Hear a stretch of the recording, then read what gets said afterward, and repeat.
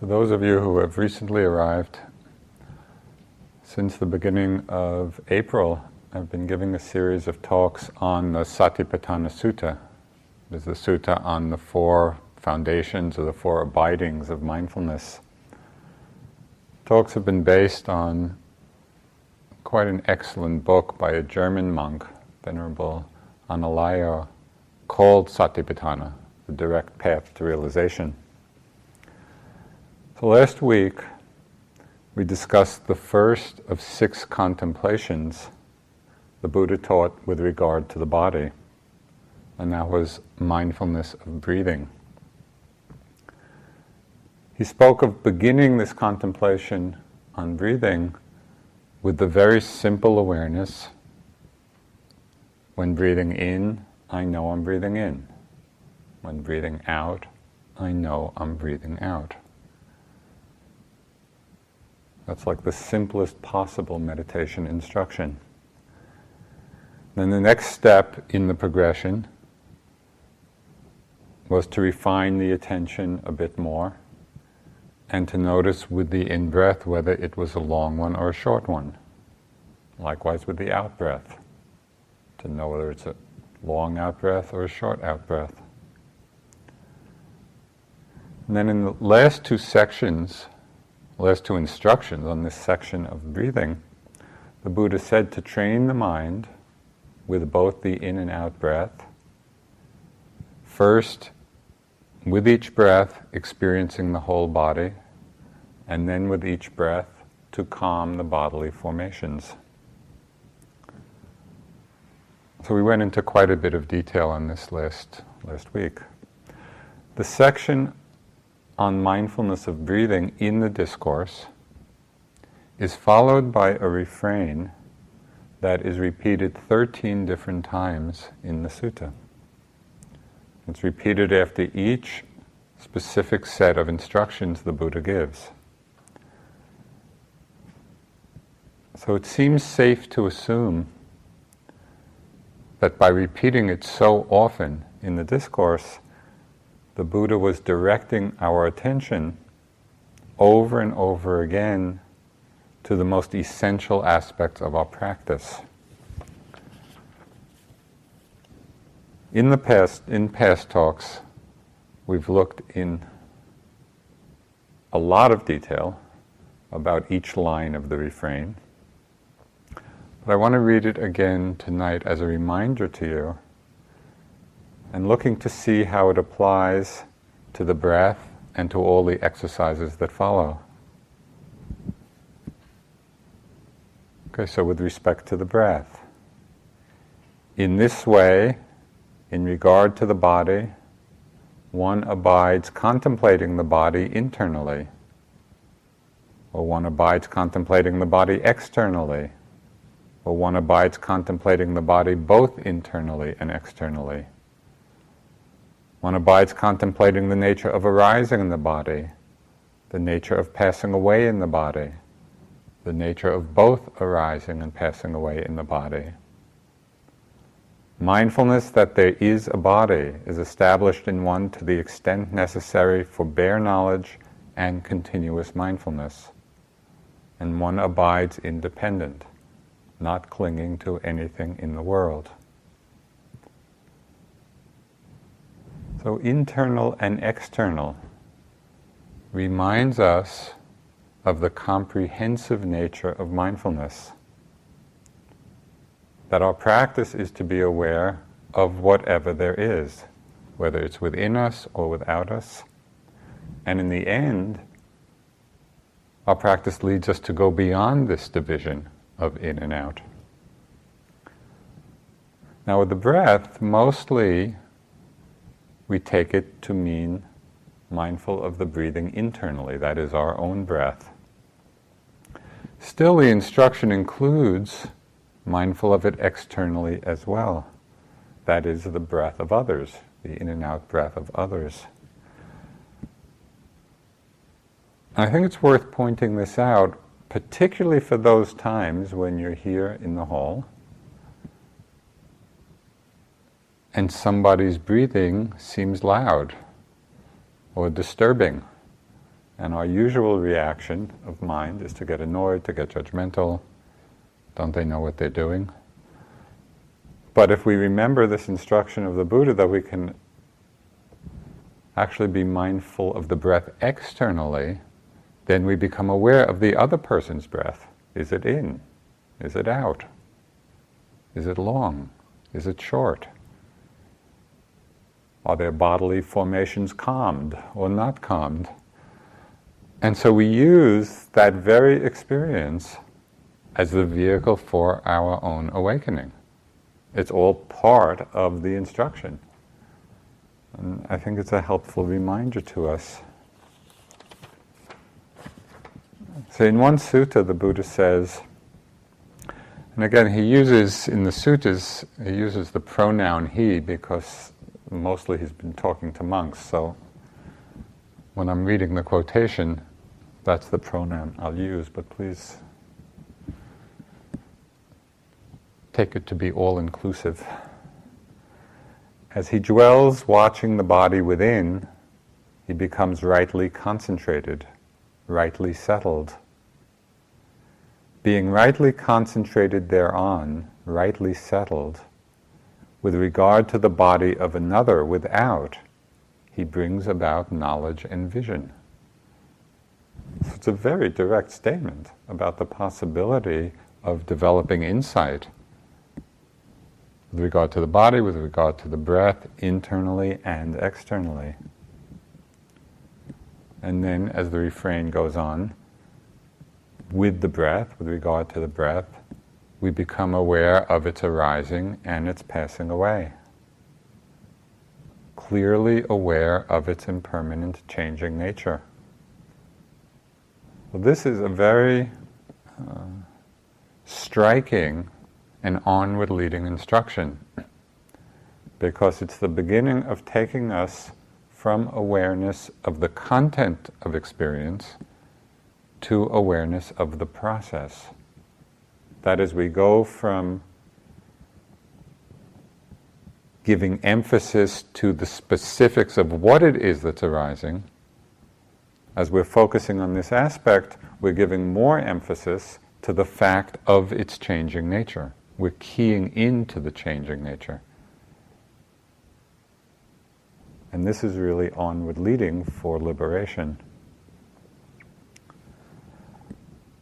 And then in the refrain, the Buddha reiterates that we should be mindful of the breath, just to the extent necessary for bare knowing and continuous mindfulness. Which leads us to the final instruction for all of our practice. And this is, we could consider the bottom line of our entire meditation practice. And one abides independent, not clinging to anything in the world. So everything we do is to that end. Abiding independent, not clinging to anything in the world. So in the next section of the sutta,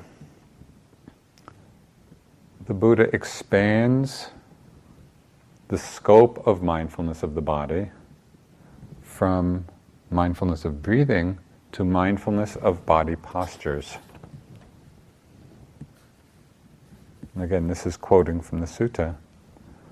Again, monks, bhikkhus, and just as a footnote, bhikkhus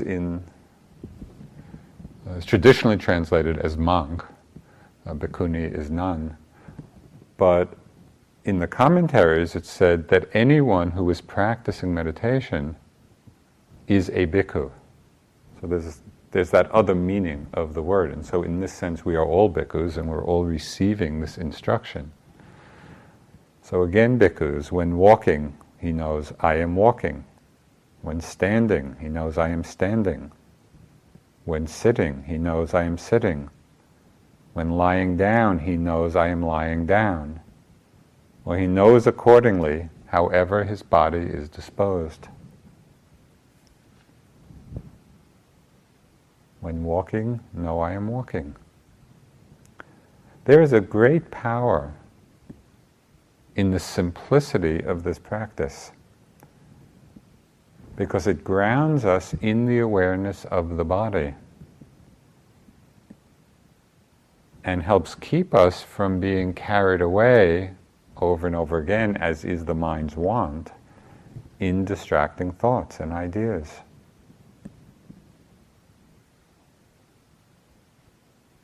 The simplicity of this instruction belies its profundity.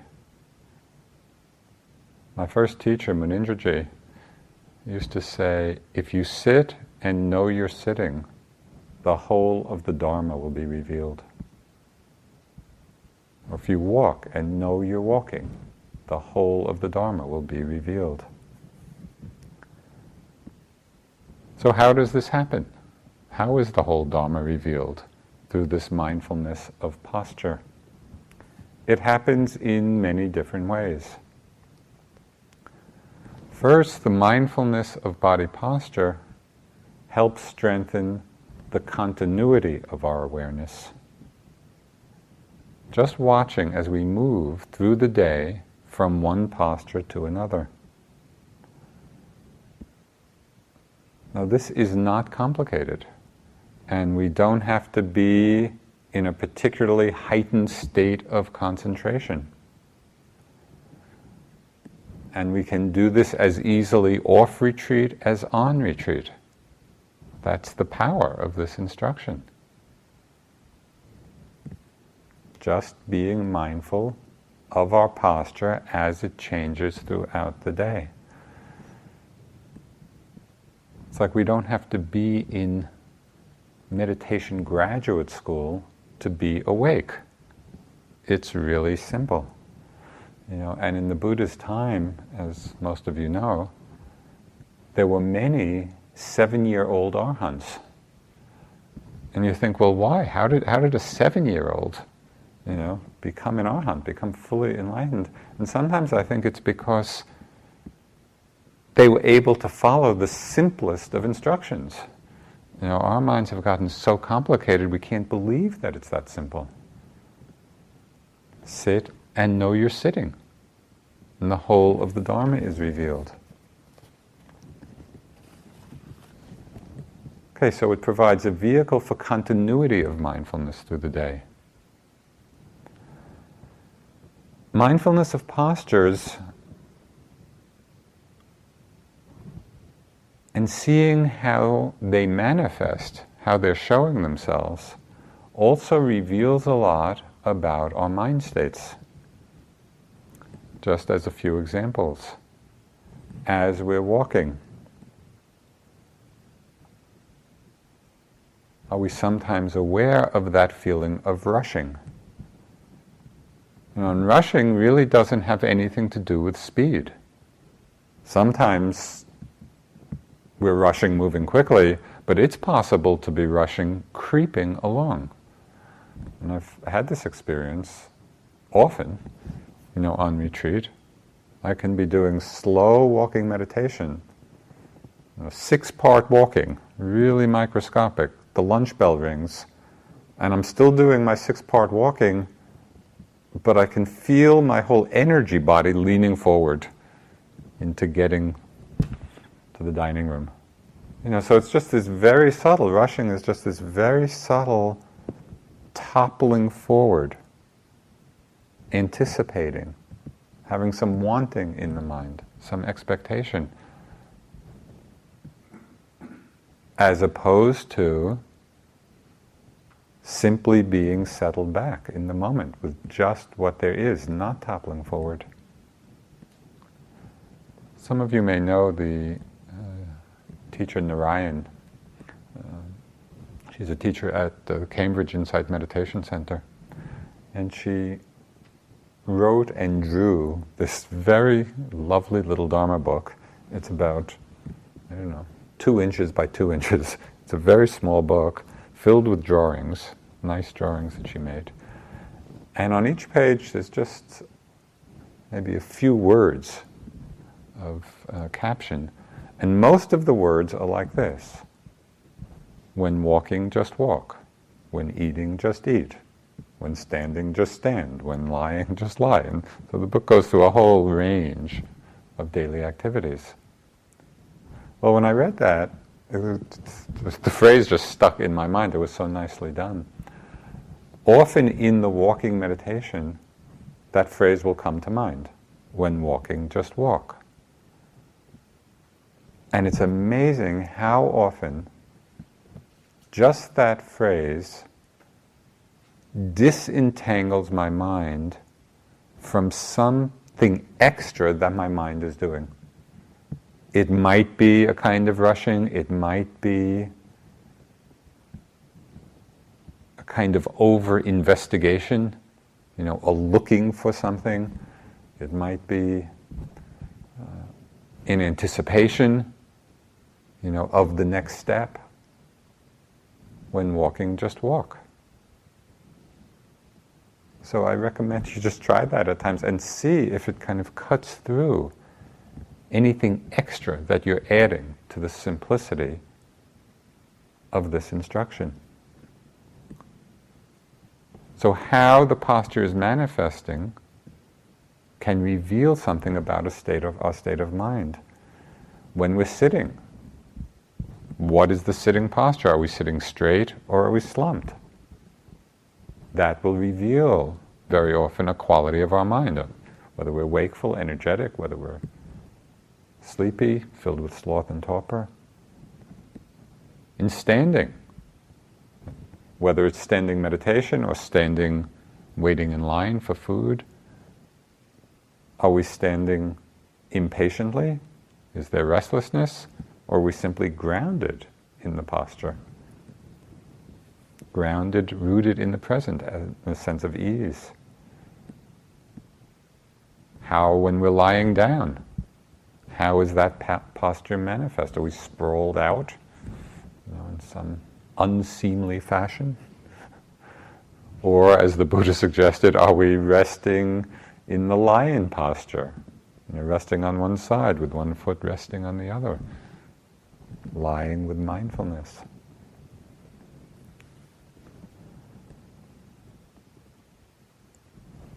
So mindfulness of our posture can reveal something to us about our state of mind. It also becomes the basis, this mindfulness of posture, becomes the basis for overcoming unwholesome states of mind, even ones that are quite intense.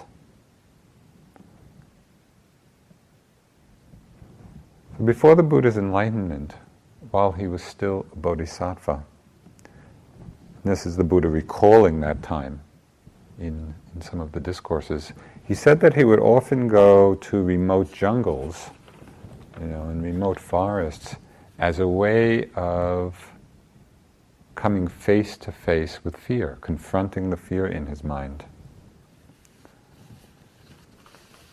So this is one of the things he said. And while I dwelt there, a wild animal would come up to me, or a peacock would knock off a branch, or the wind would rustle the leaves. I thought, what now, if this is the fear and dread coming? And I thought, why do I dwell, always expecting fear and dread? What if I subdue that fear and dread while keeping the same posture that I am in when it comes upon me?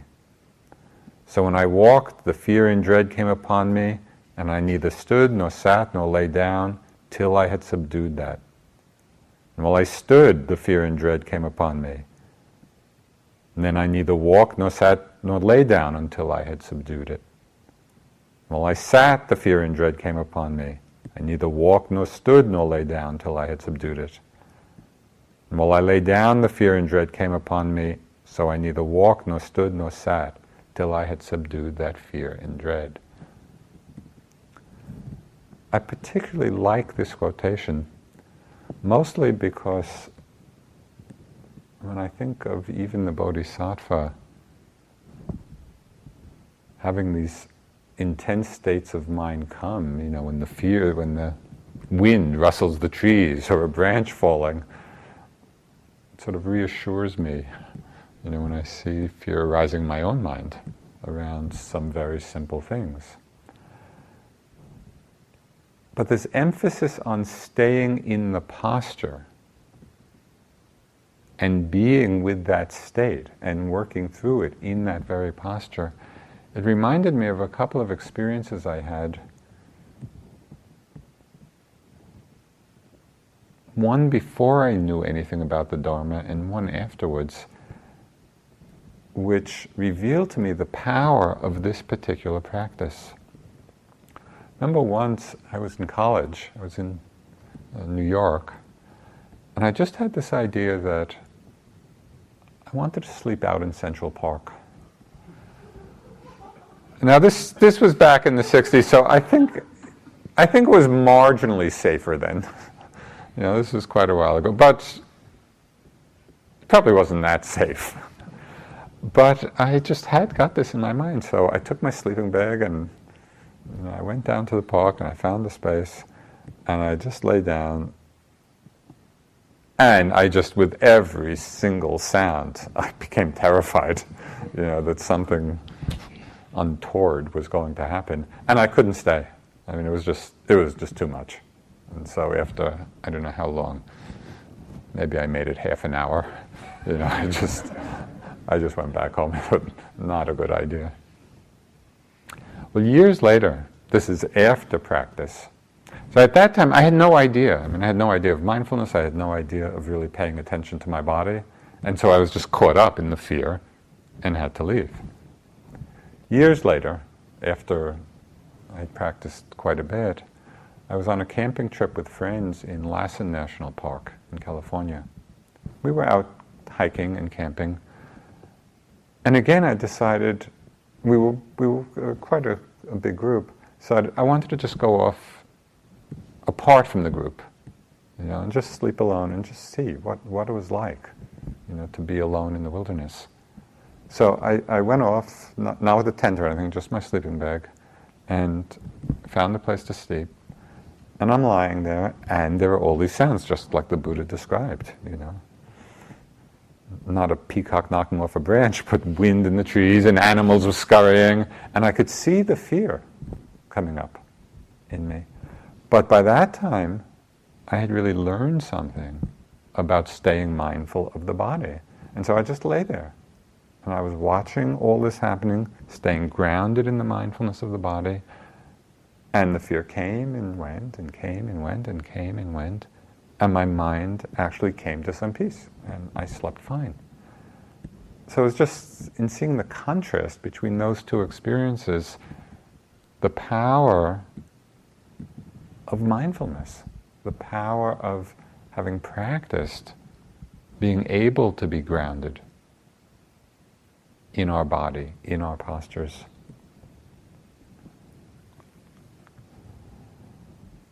It's very clear from the Buddha's account that purification of the mind is not limited to sitting practice. We can face and see through all of these unwholesome mind states whenever and wherever they arise.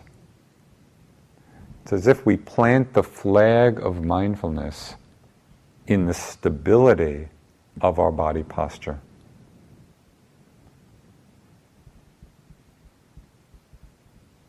And we can really stay firm in that awareness. This was expressed in a slightly different way, in kind of a somewhat more dramatic way, but I think it's basically the same understanding. This was something that was said by Georgia O'Keeffe, a famous artist. She said, "I've been absolutely terrified every moment of my life, and I've never let it keep me from doing a single thing I wanted to do." And I just kind of appreciate the courage of that.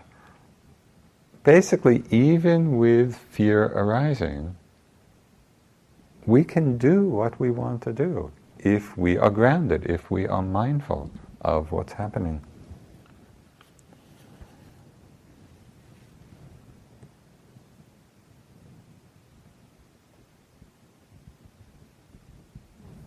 So mindfulness of the posture becomes the vehicle for strengthening continuity of awareness. The way the postures are manifesting reveals things, reveals the state of our mind.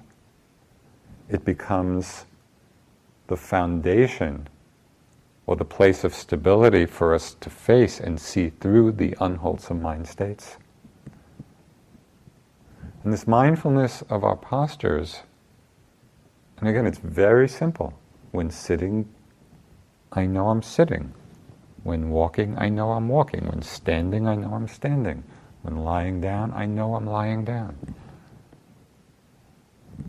This simplicity of awareness also becomes the doorway to the three characteristics that Myosin spoke about the other night. Now, impermanence is so obvious as we move from one posture to another throughout the day. And it's not only in the big shifts, it's not only when we go from sitting to standing, or from standing to lying down. We can also see the impermanence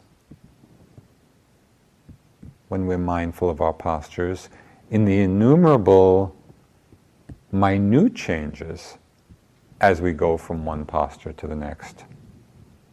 So just as an exercise, if you are not already doing it, you come into the hall and hopefully you're coming in mindfully. You come to your place, be aware of the walking, be aware of standing, and then see how carefully you can notice or note every movement that you make in going from standing to sitting. Instead of coming in and just kind of plopping down on one seat, can really see and develop quite a distinct understanding and experience of impermanence, just in that very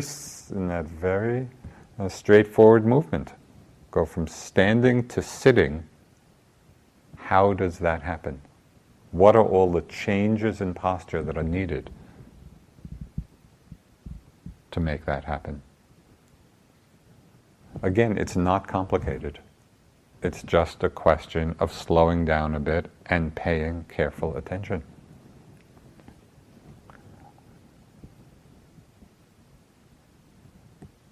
So mindfulness of the posture very, very easily illuminates the truth of change. It also illuminates, in some very striking ways, the truth of dukkha, of suffering, of the unsatisfying nature of phenomena. And it's illuminated when we begin to investigate, bring the investigative mind to the question, why is it that we move? What is the motivation for our movements?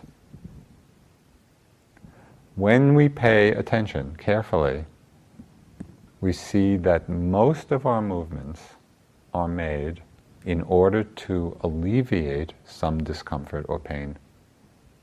That's really what's moving us through the day. The Buddha talked of how movement masks dukkha. We see it in many ways. We see it in the slight shifts of position we make when we're sitting. Why do we make those movements? It's to alleviate or relieve some tension. We're feeling a little discomfort, and so we move. Or it may be a major shift of posture when the pain or discomfort becomes too unbearable. We can't be with it anymore. So there's a big shift then, also to alleviate dukkha. When we go to eat, why are we going to eat? It's to alleviate the suffering, the discomfort of hunger. When we go to the bathroom, it's to alleviate discomfort. When we bathe, it's to alleviate some kind of discomfort. We lie down, to alleviate the feeling of tiredness. But even then, Okay, so we're lying down, and you know that moment, I have it very often on retreat if I've been working hard, so to speak, and put in a good day's effort. Just that moment of getting into bed, it feels so good. Finally, a place of ease. So we think, yeah, this posture is great. But after some time, the body needs to roll over. It needs to stretch because of some discomfort. And after some hours of sleep, we need to stand up. We need to get out of bed because the body's getting stiff being in bed all that time. At one point, I was in India, and I was just having a lot of pain and tension in my body at that time. And I was just sitting with that, day after day. And I had this idea, I'm going to get this thick foam mattress and lie down with nothing crossed, my legs out, my arms out, and just supported by this nice soft foam. So finally I'll just be able to meditate in comfort. So I did this, and I got all of this together, kind of lay down flat on my back. It didn't take long. I don't remember now. Maybe I had an hour, of comfort. But just lying there in one position, the body started to feel uncomfortable again. Because this is the nature of the body. This is what the Buddha is talking about when he's talking about understanding dukkha. But our movement keeps masking it. It's interesting to me of how often I and others would like to have the insight into dukkha without the dukkha. We all want to have kind of that insight and understanding. But the real freedom doesn't come from a theoretical understanding. It comes from really being with it and seeing it, because that's what deconditions grasping. So again, this mindfulness of body posture, when we're looking in this way, why do we move? Pay attention to that. The truth of dukkha gets very clear. Mindfulness of the postures also deepens our insight into anatta, into selflessness. As we're in the different postures, whether sitting or standing or walking or lying down, we might hold the unspoken question, well, who is walking? Who is standing? Through a sustained mindfulness of posture, of just being mindful of the body in the different postures during the day, we begin to get insight into the impersonal nature of the body. There's an important stage of insight, and it's really one of the turning points. It's called purification of view. And it's the first real deep taste of selflessness. And this is the insight that we have through our practice, the insight into Namarupa. Now, Namarupa are the Pali words. Nama is mind and mental phenomena. Rupa is body.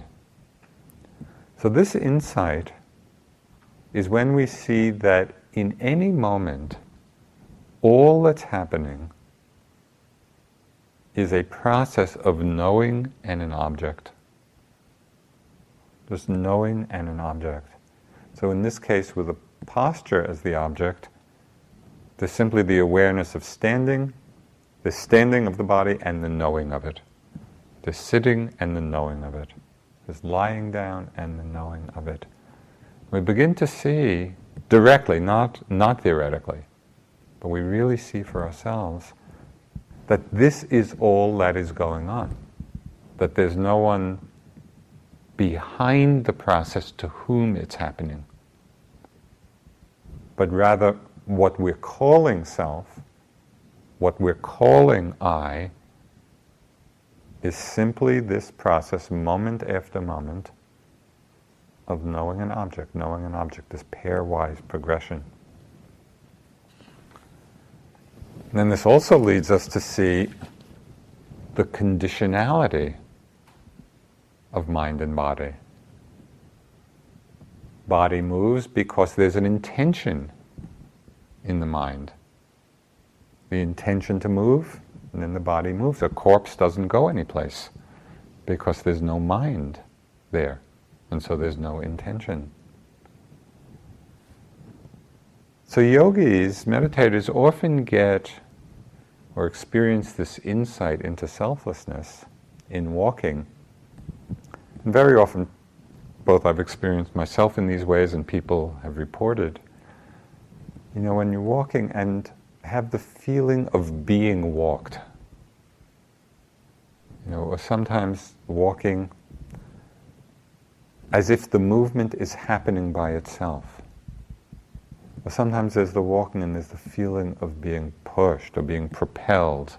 And all of these are manifestations of the understanding or insight into selflessness.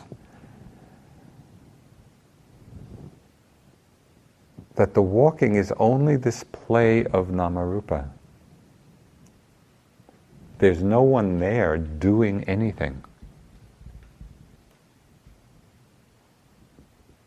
So it's a real turning point in our understanding and our deepening insight of anatta.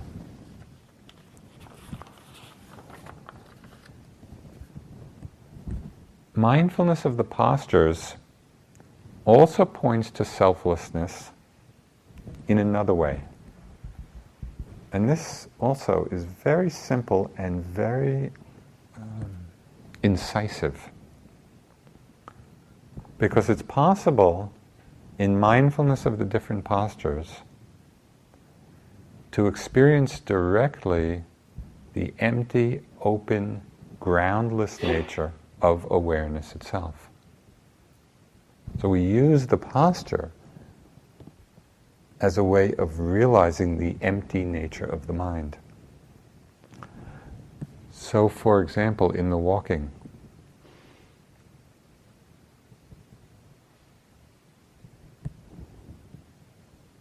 it's helpful to frame the experience in the passive voice. And I'll explain what I mean. Because when we frame it in the passive voice, we are taking the I out of it. So, for example, instead of I'm walking, walking is being known. Sitting is being known. Standing is being known. Okay, so we're doing the walking meditation back and forth, and just to be in that experience, walking is being known. And it's being known spontaneously, it's being known effortlessly. There is no one there doing anything. The nature of the mind is awareness. And so when we're undistracted, we are simply there in the moment.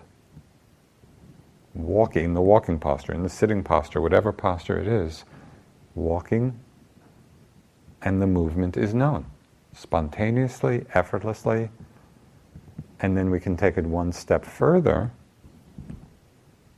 and again hold the unspoken question, known by what? We're in the actual experience of it, we're not thinking about it, we are just in the experience of the movement being known. Known by what? So when we look for the what, there's nothing to find.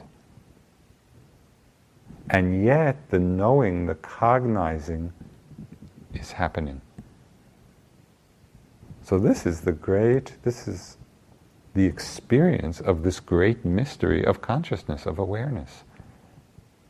There's nothing to find, and yet the knowing is happening. So we can read about this in books and all the different texts and whatever. But it's possible in the simplest way to experience this for ourselves.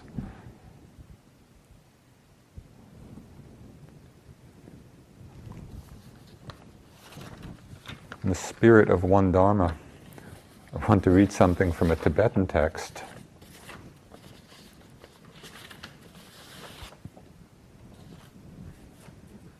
Just pointing to this and pointing to the importance of mindfulness. This is from a text called The Torch Which Dispels Darkness by Lama Mipam. The right way to investigate the nature of mind is not to perpetuate past thoughts, nor invite the arising of future thoughts,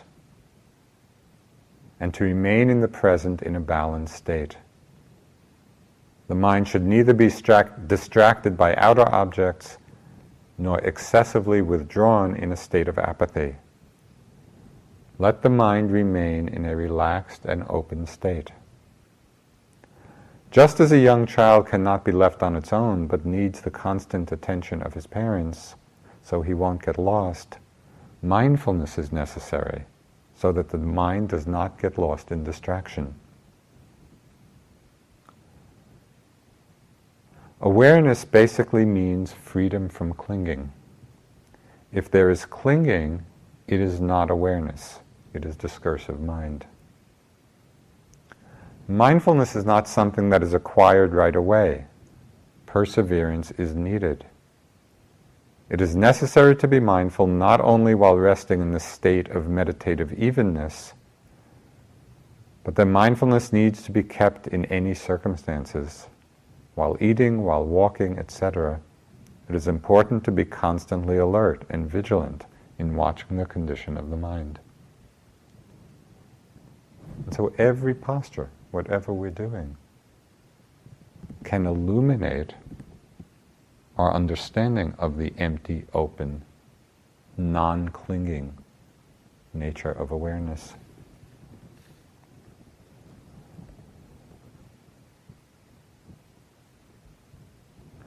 The continuity of mindfulness, of postures, ensures the continuity of awareness of impermanence, because we see our body postures are constantly changing. And this continuity of awareness of impermanence in turn frees us from any identification with the body or with anything else. And this is really the heart of freedom. Ramana Maharshi, the great Indian saint of the last century, he said, to identify with the body and yet seek happiness is like attempting to cross a river on the back of an alligator. It's not a good idea. Alligator's not a good vehicle for crossing the river. Identification with the body is not a good vehicle for experiencing happiness or liberation.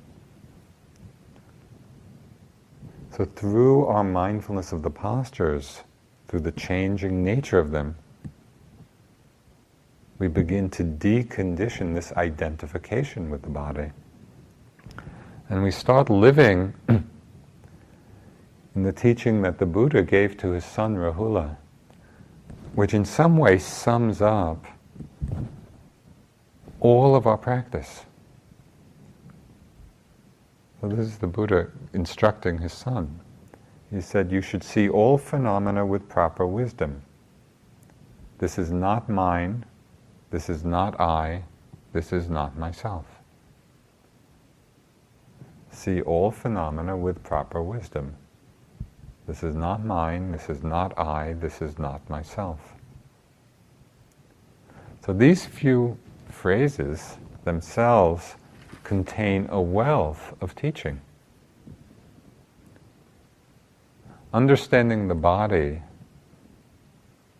as not mine frees the mind from desire and grasping at it. We don't claim ownership of the body.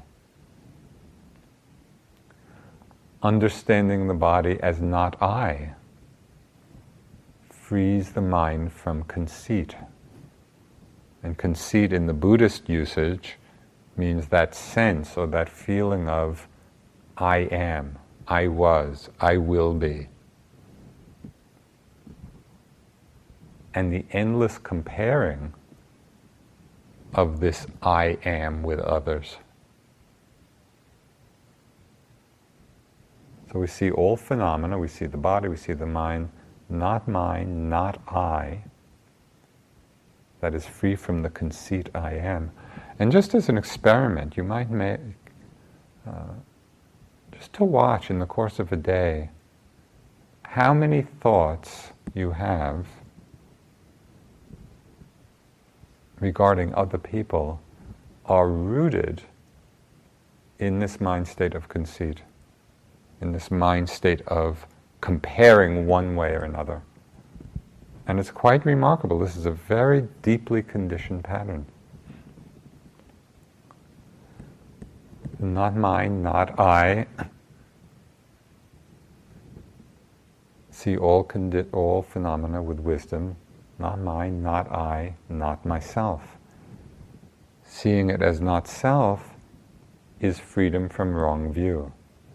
That is the belief that there's an abiding self lurking somewhere in this mind-body process.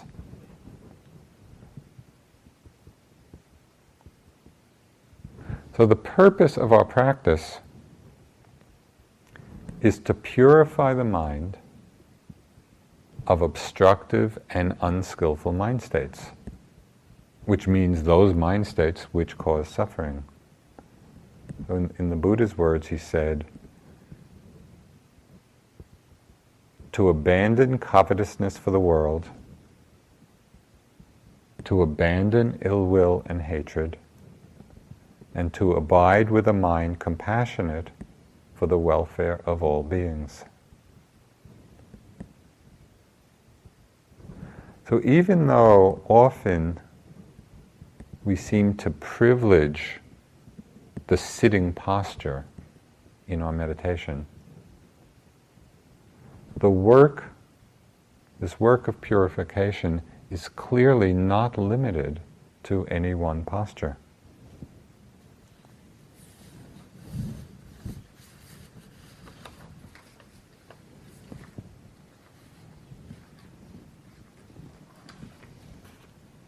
This is from another sutta in the Middle Length Sayings where the Buddha says, "Bhikkhus, you should train thus. We will be devoted to wakefulness. During the day, while walking back and forth and sitting, we will purify our minds of obstructive states. In the first watch of the night, while walking back and forth and sitting, we'll purify our minds of obstructive states. In the middle watch of the night, we will lie down on the right side in the lion's pose, with one foot overlapping the other, mindful and fully aware, after noting in our minds the time for rising. After rising in the third watch of the night, while walking back and forth and sitting, we will purify our minds of obstructive states."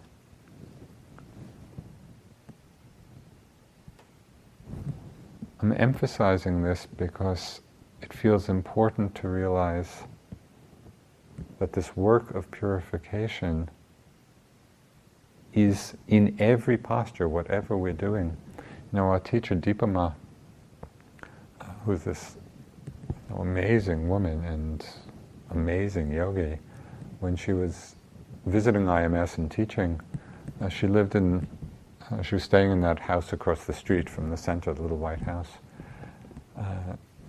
And she was here with her daughter and her grandson and seeing yogis throughout the day. But whenever she had a free moment, it was amazing. We would see her just outside the house, just walking back and forth, doing walking meditation. It was like not wasting any time. It was just when there was a free moment, using the walking as the vehicle for mindfulness.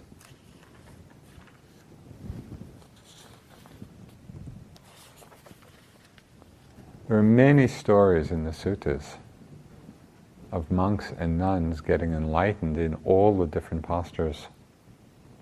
One story which Munindraji, I think, was his favorite story. I must have heard it 10,000 times. So this is number one for you.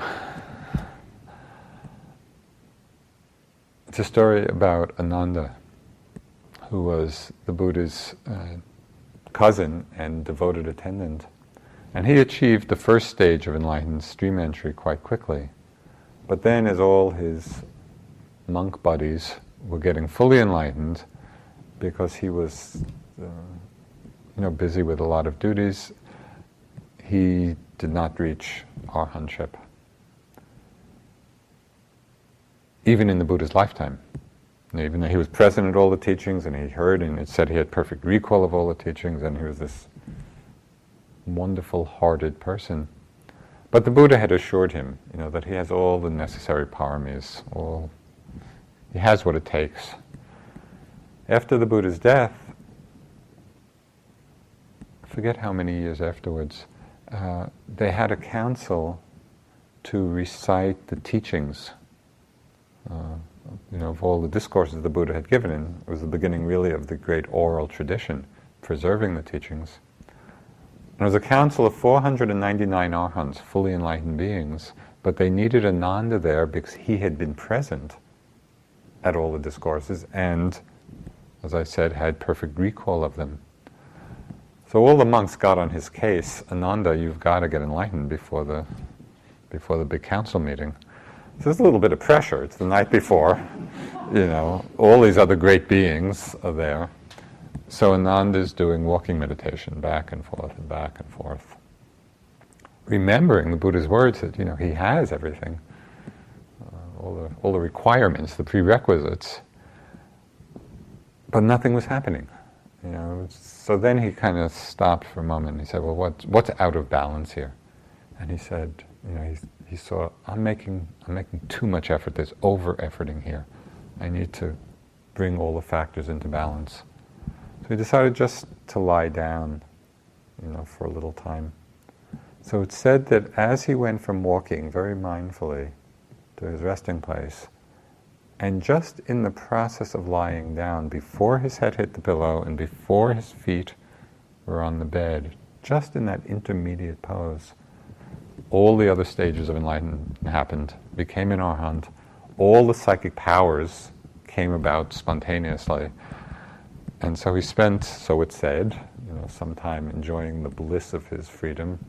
And then through his newly acquired magic powers, he just appeared spontaneously, in the group of arhants when the meeting began. And kind of they all knew that Ananda had made it.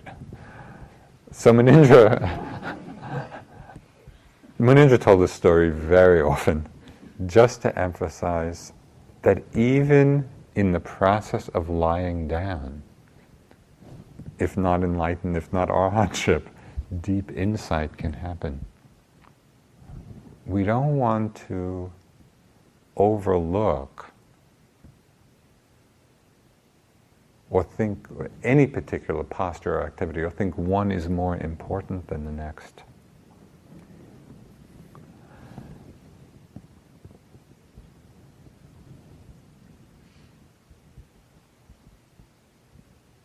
I say this because I know I've seen it in myself and I've seen it with yogis. There's very often in our minds, even though we give lip service to this, somehow we think that sitting is where it's really at, or sitting is the important posture.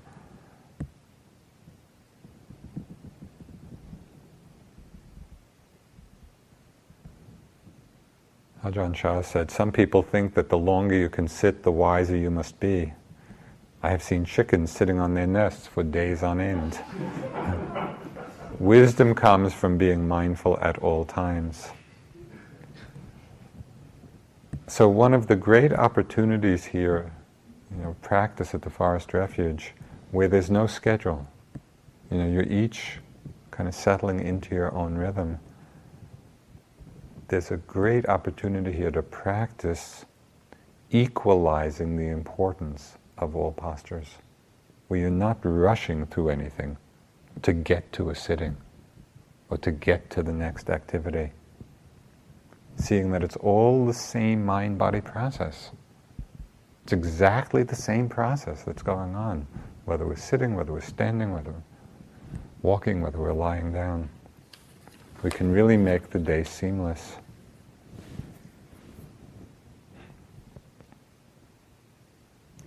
So this section on the postures, mindfulness of the postures, is also followed by the refrain, reminding us again of the important features of how we practice this. Contemplating the postures internally, our own. Mindful of the postures externally, when we're seeing other people in various postures. Contemplating them internally, externally, both. Contemplating the arising and passing away of the postures, just their changing nature. Staying mindful of the postures to the extent necessary for bare knowing and continuous mindfulness. Abiding independent, not clinging to anything in the world.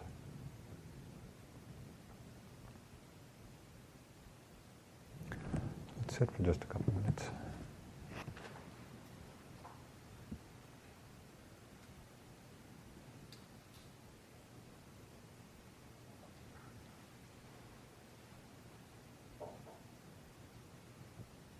Sit and know you're sitting. If you're lying, lie and know you're lying.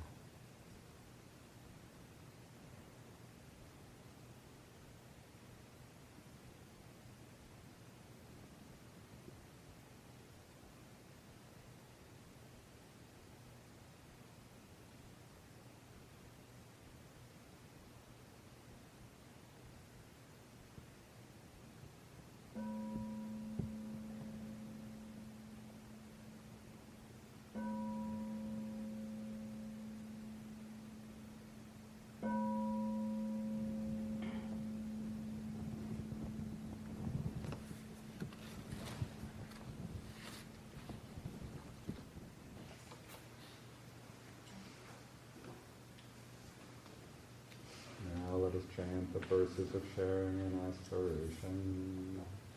Through the goodness that arises from my practice, may my spiritual teachers and guides of great virtue, my mother, my father, and my relatives, the sun and the moon, and all virtuous leaders of the world, may the highest gods and evil forces, celestial beings, guardian spirits of the earth, and the Lord of death, may those who are friendly, indifferent, or hostile, may all beings receive the blessings of my life.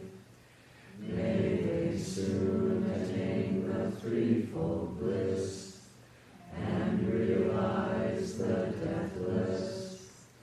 Through the goodness that arises from my practice, and through this act of sharing, may all desires and attachments quickly cease, and all harmful states of mind, until I realize Nibbana in every kind of birth. May I have an upright mind, with mindfulness and wisdom, austerity